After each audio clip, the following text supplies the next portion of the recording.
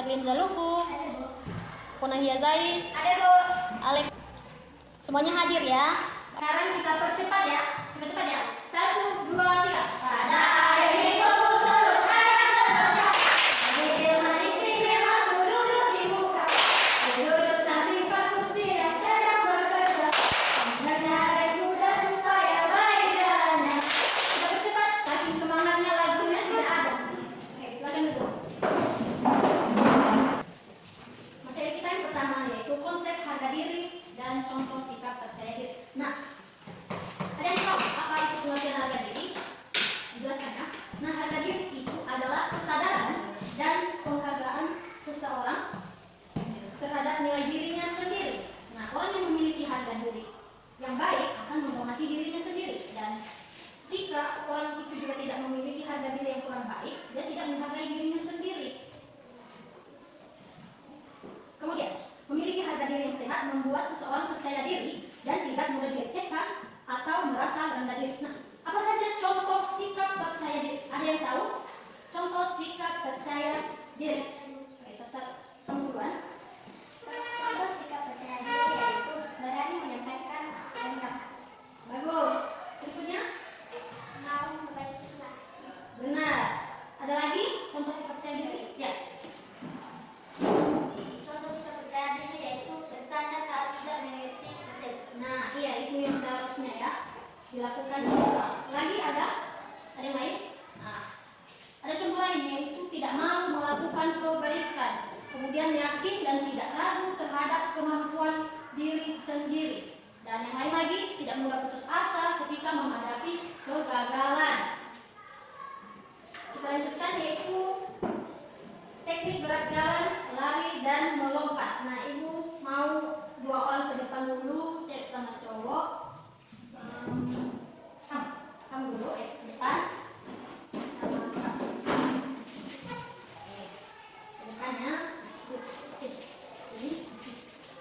Sini. Sini.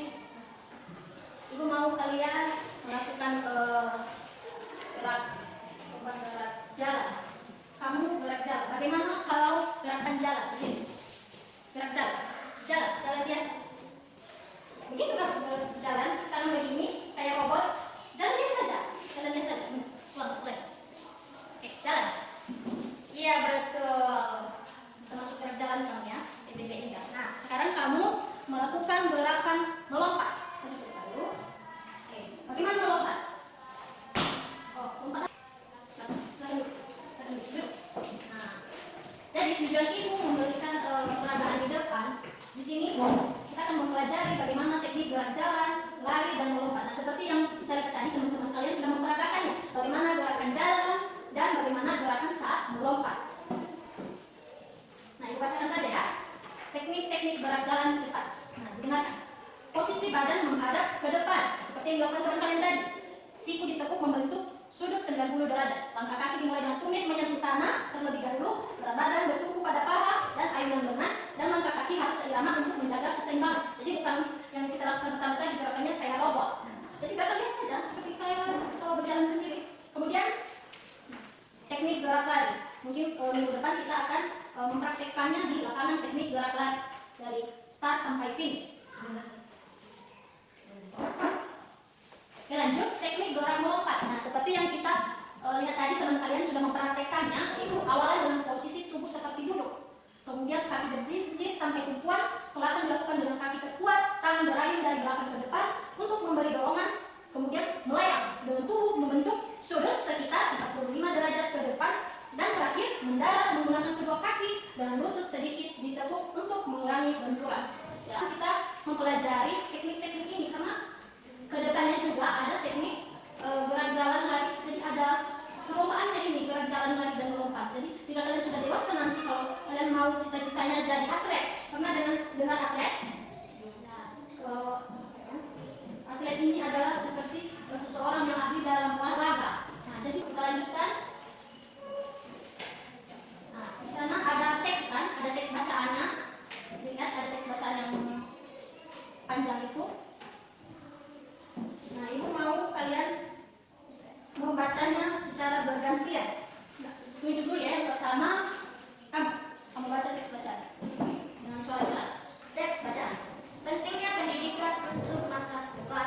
Pendidikan adalah proses belajar yang sangat penting bagi setiap orang.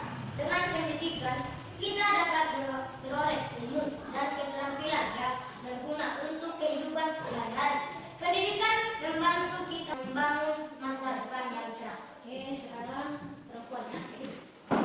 Pendidikan adalah proses belajar yang sangat penting bagi setiap orang. Satu suara. Dengan pendidikan kita dapat memperoleh ilmu dan keterampilan yang berguna untuk kehidupan sehari-hari. Pendidikan membantu kita menjadi pribadi yang lebih baik dan mampu membangun masa depan yang cerah. Ya, makan dulu. Nah, jadi maksud atau makna dari teks bacaan ini adalah pentingnya pendidikan untuk masa depan. Nah, jadi yang kalian lakukan sekarang ini yaitu sudah merupakan salah satu contohnya. Kalian belajar di sini setiap hari, datang pagi-pagi, pulangnya siang. Nah, itu adalah salah satu pentingnya pendidikan untuk masa depan. Jadi kalian datang ke sini bukan tanpa alasan. Atau kalian di sini datang untuk hanya bermain-main? Tidak kan? Hanya untuk bicara-bicara sama teman? Tidak kan? Kalian melakukannya karena memiliki satu tujuan, yaitu karena pentingnya pendidikan untuk masa depan. Karena kalian punya cita-cita. Betul. Kita lanjutkan materinya. Yaitu pentingnya semangat bekerja dan contoh penerapannya dalam kehidupan. Nah, semangat bekerja adalah motivasi dan tekad yang kuat untuk melakukan suatu pekerjaan dengan sungguh-sungguh dan penuh tanggung jawab. Semangat ini penting agar pekerjaan dapat selesai dengan baik dan tepat waktu. Orang yang memiliki semangat bekerja biasanya lebih produktif, selesai dengan baik dan tepat waktu. Orang yang memiliki semangat bekerja biasanya lebih produktif dan sukses dalam hidupnya. Apa saja contoh penerapan semangat bekerja dalam kehidupan? Ada yang tahu? Contoh penerapannya semangat bekerja dalam kehidupan. Ada? Oke, ini ya salah satunya. Ibu yang mana tahu, ada yang tahu selanjutnya.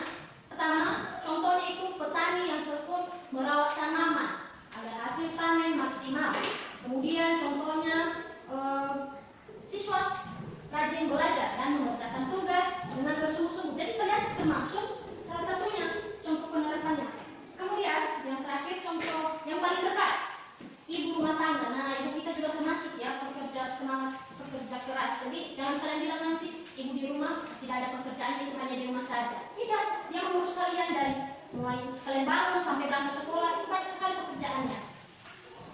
Kita lanjutkan materinya, yaitu manusia sebagai ciptaan Allah dan sikap syukur. Manusia sebagai ciptaan Allah. Dalam ajaran Kristen Protestan, manusia diciptakan oleh Allah dengan penuh kasih dan tujuan khusus. Manusia diberi akal, hati, dan kebebasan untuk memilih serta bertanggung jawab atas perbuatannya. Sebagai ciptaan Allah, manusia harus menghormati diri sendiri dan sesama serta menjaga ciptaan Allah lainnya. Nah, kemudian sikap syukur. Apa itu sikap syukur? Ada tahu sikap syukur? Sikap syukur adalah mengucapkan terima kasih kepada Allah atas segala berkat dan karunia yang diberikan, baik yang besar maupun yang kecil. Nah, contoh sikap syukur itu seperti contohnya salah satu yang kita lakukan pertama tadi sebelum memulai pembelajaran, kita berdoa. Nah, kita berdoa itu adalah salah satu sikap bersyukur.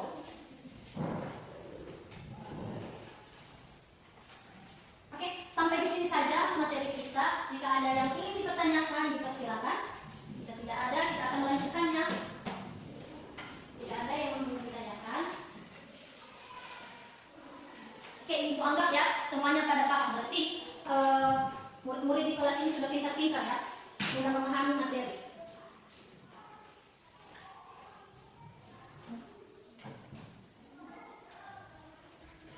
Oke, sebelum kita mengakhirinya, kita ingat kembali apa materi yang sudah kita pelajari pada hari ini. Yaitu pertama, pentingnya harga diri. Nah, jadi ingat-ingat ya, karena minggu depan ibu akan memberikan kelas kembali tentang materi pada hari ini. Pertama, pentingnya harga diri. Kemudian teknik gerak jalan, lari dan lompat. Kemudian membaca teks intensif. Berikutnya menjelaskan pentingnya semangat bekerja. Dan terakhir menceritakan manusia sebagai ciptaan Allah. Sebelum kita mengakhiri pembelajaran kita pada